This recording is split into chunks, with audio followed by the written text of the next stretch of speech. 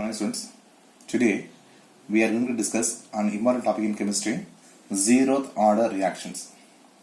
It is given as the reaction in which the rate of the reaction does not depend on the concentration of a reactant is called zeroth order reaction. It means the reaction in which the rate of the reactions is independent of the concentration of any of the reactant is called zeroth order reactions. Now let us consider an equations.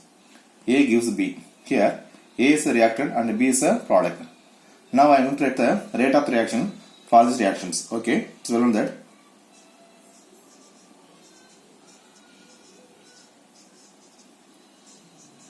Rate of the reaction is directly proportional to the concentration of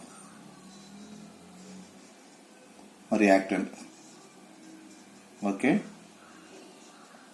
then the rate is directly proportional to the concentration of reactant A.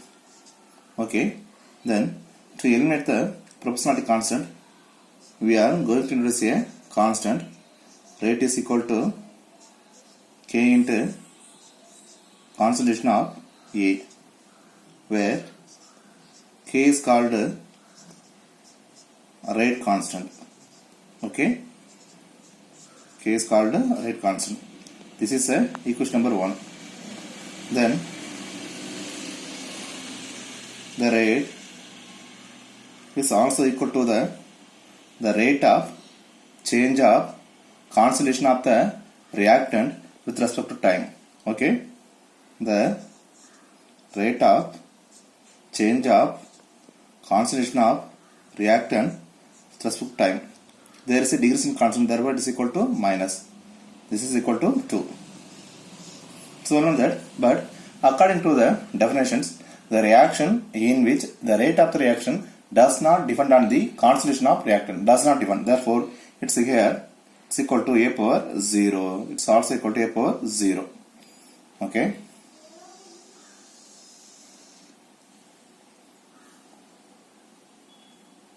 On comparing equations 1 and 2, it becomes minus d of A by dt is equal to K into A power 0. So learn that anything power 0, therefore A power 0 is equal to 1, then it becomes minus d of A by dt is equal to K. Okay, this is equation number 3. Just rearrange the equation number 3, it becomes minus d of A is equal to K into dt. Okay, then now we are going to assume the initial concentration of reactant is equal to A0. Then the concentration of reactant at T time is equal to AT. Okay, then this is equation number 4. To find out the value of equation number 4, we are going to integrate the equation number 4. Therefore, it is equal to minus integral d of A. Here, the starting time is concentration equal to A power 0. Then at the T time is equal to AT. Okay, then it's equal to K k is a constant, then integral dt, so starting time is equal to 0 and the finishing time is equal to t. It's well known that integral dx is equal to x. Similarly, integral dt is equal to t. Similarly, integral d of a is equal to a. So by using these formulas, it becomes minus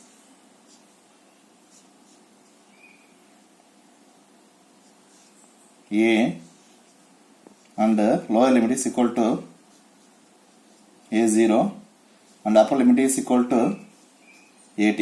Here k into on integrating it becomes t, the lower limit is equal to 0 and upper limit is equal to t.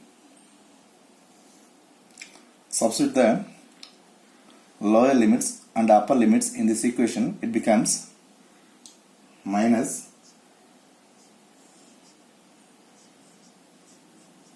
at and minus